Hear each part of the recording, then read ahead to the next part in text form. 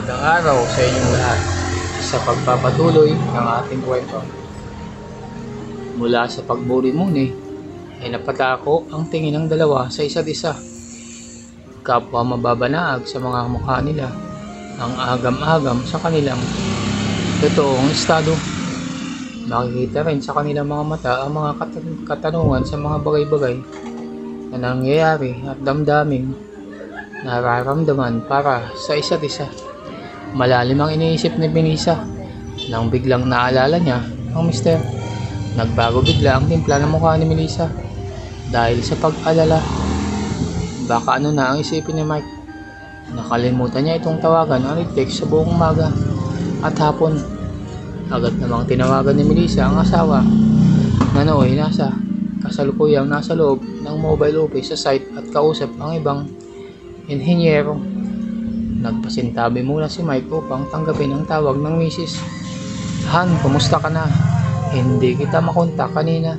Nag-aalala lang, sabi ni Mike. So sorry Han. Kasi nalobat ako. Buti na lang nakapag-charge ako sa mga kakilala ni Alex doon. Nag-aalala lang pagsisinungaling ni Melissa. Para kay Alex ay natutunan na niyang magsinungaling sa mister. Okay Han, kanina pa ako nag-aalala sa iyo. Kumusta si Alex? Tanong ni Mike. Malungkot pa rin siya Han. Si Tia Silya na lang kasi ang nag-iisa niyang kamag-anak. Sagot ni Melissa sabay tumingin sa dako ng binata na nakatayo malapit sa isang puno. At nakatingin din kay Melissa at nakikinig sa usapan ng mag-asawa. Ganun ba? Ikaw na bahala sa kaibigan natin dyan Han. Sabihin mo na lang kung meron pang bayarin. Concern na sabi ni Mike. Walang kaalam-alam na sagana. Sasalpukan si Alex sa misis niya at hindi nito binababayaan ng binata lalo na sa higaan.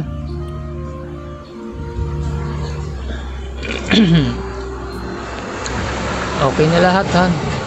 Bukas ng umaga ang libing. Mga hapon, uuwi na kami sa atin. Patuloy na pagsisinungaling ng magandang misis. Napangiti naman si Alex sa narinig. Nasabi ni Melissa kay Mike, Han, ibaba ko na to. Tinitipid ko kasi ang battery. Si Melissa ulit. O sige Han, ingat kayo dyan. Kumain kayo sa tamang oras ha. I love you Han. Pamamaalam ni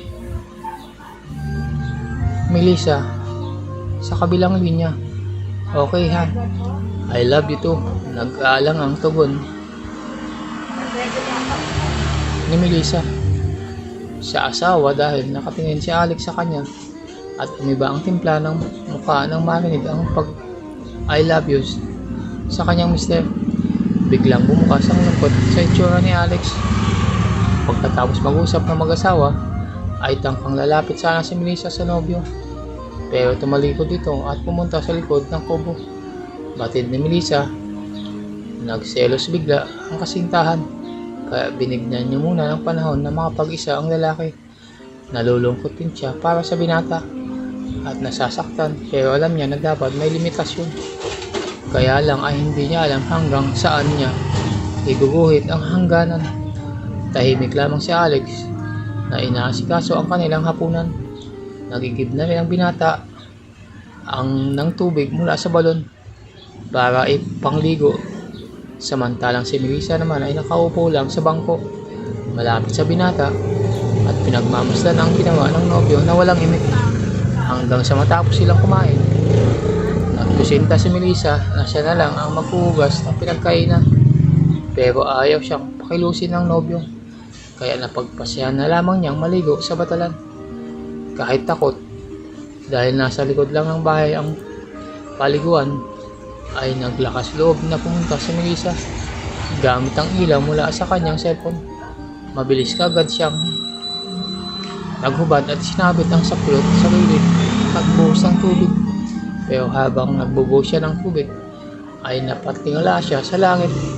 Kagabi lamang habang naliligo siya ay puro mga tala at maliwanag ang buwan na kanyang nakikita. Pero ngayon ay sobrang dilim. Habang naliligo ay may narinig siya mga yapak na papunta sa kanya. Sino yan? Medyo malakas na sambit ni Melissa. Umaasang kay Alex ang mga naririnig na hakbang. Ako to, mahal. Mukhang uulan yata. Sagot ng binata. Ganun ba, babe? Sige. Bibilisan ko na ang pagligo. Sabi ni Melissa. Nawala na rin ang takot. Sumabay ka na, be. Alok ni Melissa. Mabilis pa sa alas 4. Nakapasok ang lalaki at sumabay sa paliligo sa nobya. Maya-maya lang ay bumuhos na ang malakas na ulan. Nagmamadaling lumabas ang dalawa mula sa batalan. Bit-bit ang mga damit at cellphone ni Melissa upang dalhin sa bahay para hindi mabasa. Hindi pa tapos sa paliligo ang dalawa, kaya isinabit ni Alex ang flashlight at tinutok ang ilaw sa bakuran para masinagan sila habang naliligo sa ulan. Wala silang saplot. Silang nagbuhos uli sa ulan pero magkayakap dahil malamig. Mga ilang minuto din silang nakatayo at magkayakap hanggang sa matanggal na ang sabon sa kanilang mga katawan. Bumulong si Alex sa tenga ng nobya. I love you, Melissa, mahal na mahal kita. Mainit ang hininga ng binata nang pumasok sa tenga ng nilalamig na babae. Habang sinasabi ang mga katagang iyon, inatras konti ni Melissa ang sarili mula sa pagkakayakap sa nobyo upang mapagmasdan ang mukha ng binata. Muling nadurog ang puso ni Melissa nang maaninag na umiiyak ang kasintahan. Ngayon nabumuhos ang emosyon ng lalaki dahil sa lumbay at selos na nararamdaman. Walang karapatan pero hindi maiwasan ni Alex na masaktan sa tuwing naririnig mula sa labi ng nobya as ang salitang I love you para sa mister nito. Hindi na napigilan ni Alex ang damdamin at tuluyan na itong napahagulgol at napayakap ng mahigpit sa katawan ng magandang nobya. Nagparabang sa oras na yon na dumulas ito mula sa pagkakayakap niya ay tuluyan na itong mawawala sa kanya. Napaiyak din si Melissa sa kanilang sitwasyon. Mas lalo namang lumakas ang buhos ng ulan at sumabay sa mga luhang umaagos at damdaming bumubuhos mula sa magkatipan. Nanginginig na sila sa lamig pero hindi nila alintana habang magkayakap ang kanilang mga katawan.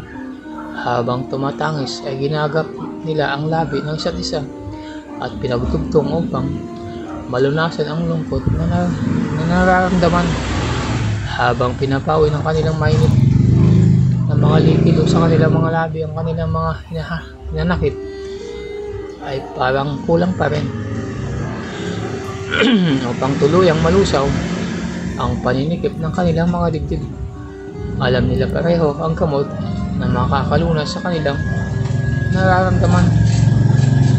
Magbabakbakan na sila. Idudugtong nila ang kanilang mga katawan upang kilitiin ang kanilang mga kalamnan at bawat himay-may ng kanilang mga ugat hanggang sa uminit at magiging apoy na lulusaw sa kanilang diwa upang makalimutan ang lahat ng sakit at pait. Ilang sandali pa ay maririnig mo na ang kakaibang tunog ng pagbabakbakan. Umaalog ang katawan ni Melissa, lalo na ang kanyang mga kabundukan, dulot ng matinding salbukan. Umaarko pa ang pawis ang katawan ni Melissa habang mabilis ang paggalaw ng binata sa kanyang likuran. Habang malakas ang buhos sa ulan sa labas ay tagaktak naman ang pawis ng magkasintahan dahil sa init ng kanilang tagpo sa loob ng kubo. Magiliw na sinusuyo ni Melissa ang nobyong malungkot habang kinikigit siya nito. Kinakausap niya ang nobyo at sinasabihan ng mainit at masarap na salita habang sila ay nagpapambunong sa higaan upang maligayaan ang binata. Akin ka lang, baby ko. Malambing na salita ni Melissa para sa nobyong ginaganahan sa kanilang ginagawa. Masaya ako ngayon, baby ko. Masaya ang asawa mo ngayon. O Alex, patuloy ni Melissa habang nilalasap ang kiliting dulot ng bagay na yun. Hingal kabayo naman si Alex at mas lalo itong nag-iinit sa paglalambing ng babae sa kanya. Oo, totoong nasasaktan siya at nagsiselos, pero parte din ng drama niya ang pagtatampo para mag-alala ang babae at mapamahal sa kanya. At ngayon nga ay mas bigay na bigay pa sa kanilang pagsasalpukan. Mahal na mahal kita, Melissa, huwag mo akong iwan. Pagsusumamo ng binata habang sige pa rin sa pag-araro sa masabaw at masikip na bagay na yon ng ginang. Oo, baby ko, promise, hindi na kita iiwan. Nandito lang ako, babe. Nakatihaya si Melissa habang nasa ibabaw naman ang binata. Kahit madilim, ay naaaninag ni Melissa ang mukha ng nobyo dahil sa ilaw ng lampara. Kahit masarap itong nakikipagsalpukan sa kanya, ay napuna niya nang namumula pa rin ang mata nito at tumutulo ang luha. Ngayon ay mas lalong naramdaman ni Melissa kung ano ang nararamdaman ng nobyo. Ngayon niya mas nabatid na hindi basta-basta maaalis ang agam-agam ni Alex. Mga pangamba na bigla na lamang siya mawawala ng tuluyan. Kamamatay lang ng kanyang nag-iisang kamag-anak. Nag-iisa na lamang sa mundo ang binata.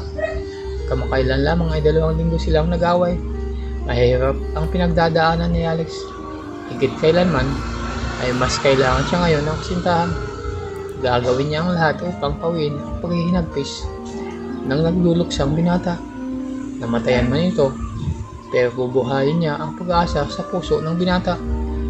Tutulungan niya itong sumaya at sumigla upang ipagpatuloy ang buhay. Kailangan ni Alex ng garantiya na seryoso siya sa kanyang mga sinasabi sa kasintahan. Hindi inaasahan ni Alex ang susunod na gagawin ng katalit. Habang panay ang paggalaw niya sa loob ng nobya, ay seryoso at buong pagsuyo siya nitong tinititigan. Nararamdaman na lamang ng binata na hinawakan ng gila ang kanyang kakaibang sibat at ito'y biglang tinarak sa kanyang kalooban. Ito ang magpapasaya sa nobyo. Ito ang isang bagay na masasabi ni Alex na wala siyang kaagaw. Walang bahid ni Mike ang kanyang likod. Eksklusibo lamang para sa binata. Masakit man ay titiisin ni Melissa para sa lalaking ito. Ang lalaking ito na nasasaktan dahil mahal na mahal siya kahit kasal na siya at hindi na pwedeng ariin ng lubusan. Ang lalaking ito na palagi siyang dinadala sa langit dahil wala kapantay na kakaibang sarap ang binibigay nito sa kanya. Ngayon, para makabawi, ay handa na siyang pagdaanan ng sakit na idudulot ng pagpapaubaya niya ng kanyang likurat sa binata. Gusto niyang makaramdam ng sakit dahil alam niyang mas matinding ang nararamdamang sakit ni Alex. Ngayong gabi ay magiging isa ang kanilang katawan gamit ang katabing lungga ng kanyang pagkababae. Ito na siya at nakahawak sa kakaibang sibat ng kasindahan at itinapat na ito sa lungga sa kanyang likod. Nanginginig ang kanyang kalamnan dahil sa takot sa hapding mararamdaman. Once na ito ay makapasok, takot man pero wala na siyang alinlangan dahil ito na lamang ang magpapaalis ng selos at pagtatampo ng binata sa mga sandaling yun. Parang napatda ang binata sa nangyari. Hindi makapaniwala na nakaumang na ang sibat niya sa likuran ng nobya. At ang kanyang nobya pa rin ang naglagay nito dito. Nangungusap ang mga matang. Napatingin si Alex sa nobya. Nagtatanong, naguguluhan. Matamis na ngiti lamang ang itinugon ni Melissa sa kasintahan sabay tumango.